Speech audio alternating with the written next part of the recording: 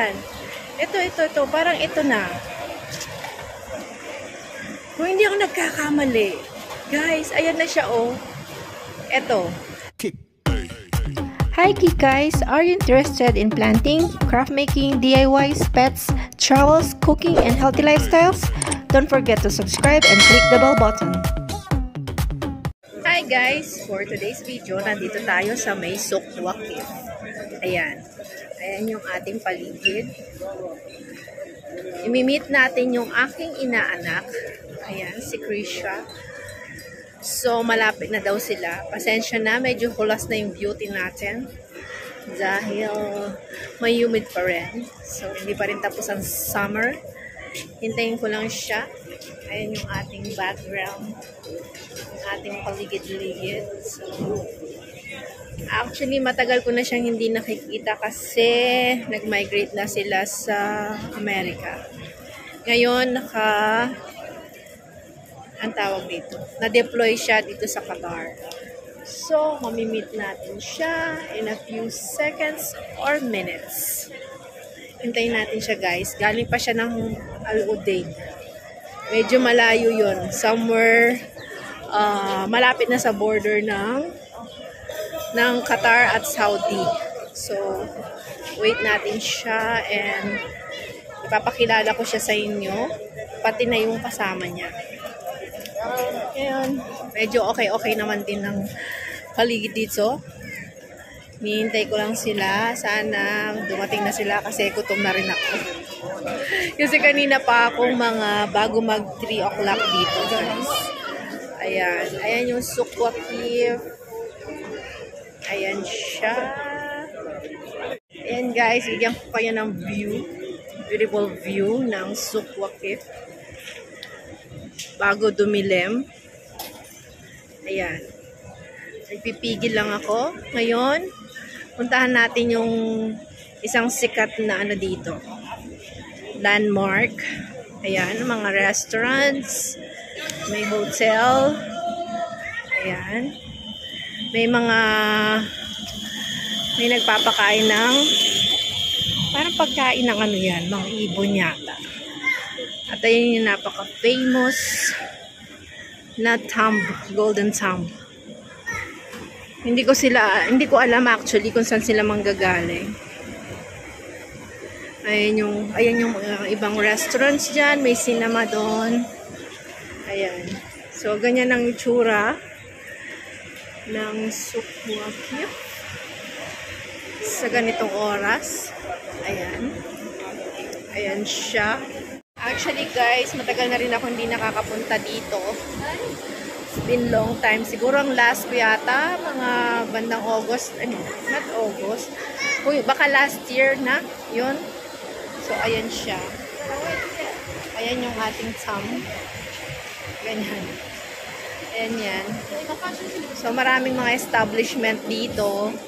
Ito, yung famous na sweet delicacies na lagi namin kinakainan ng kunafa. Ayan. Ayan siya. Tapos, syempre, meron kayo makikita mga girl dito na naka-itim. Tawag nila dyan ay abaya. Tapos, yung sa mga lalaki, ang suit nila ay tuku. Pasensya na at hulas na mi. Ayan. Pasensya na kung nahihilo na kayo, ha? Kasi while vlogging, hinahanap ko rin sila. Kung saan sila manggagaling. Para sana, yung pagdating nila ay ma-aktuhan ko, diba? So, yan. Waiting parang din tayo. Kung nasa... Actually, dalaga na siya. Nung huli ko siyang nakita, napaka-liit pa niya. So young. But so pretty. Sabi niya, nandito na daw sila sa Sukwa Cave. So, on the way na sila kung saan ang spot ko. Wait lang natin sila kasi sila lalabas para lumapit sa akin. Kasi sinabi ko naman sa kanila is nandito ako malapit sa may tomb. Ayan, malapit dyan. So, ayan guys. Ay, init. Kaloka. Pero hindi ko maintindihan yung mga turista dito, bakit hindi sila pinagpapawisan? Parang ako lang. Ako lang ba yung pinagpapawisan? Don't tell me ito na siya. Parang ito na siya. Ito na siya, oh. Ayan. Ito. Parang ito na. Kung hindi ako nagkakamali. Guys, ayan na siya, oh. Ito. Parang may nagpakuha sa kanya ng picture. Ayan, ito, naka-black. Pareho kami naka-black. Ayan, kung hindi ako nagkakamali, siya yan. Pag yan, lumapit siya sa akin, wala nang iba. Kung hindi siya nga. Diba? Ayan, oh. Hindi siya makalakad mo po. Ayan po na yung mga lago. Oren, no? Kalaguda. Kaso, against the light. O, diba? Kung ka natin store po, ating mamahaw sinal. O, kalago na rin po naman po. O, may pao na kans. Eh, may inana ko, diba? Eh, kamangye, o. Sige, puta na ang bagya. Manganta. Ayan. Ayan po talaga. Diba, aliman to tampi pa nga ng tamputan, eh. Ang ganda yung suso kaya. Ay, pasensya na po. Mga kapampangan po kasi kami, ano? Kain muna kami. Bye! Wala mo, kunan na kayong kain.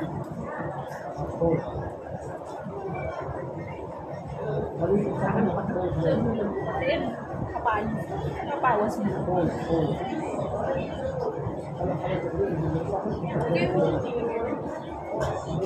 Nag-iwin na ako. Magana.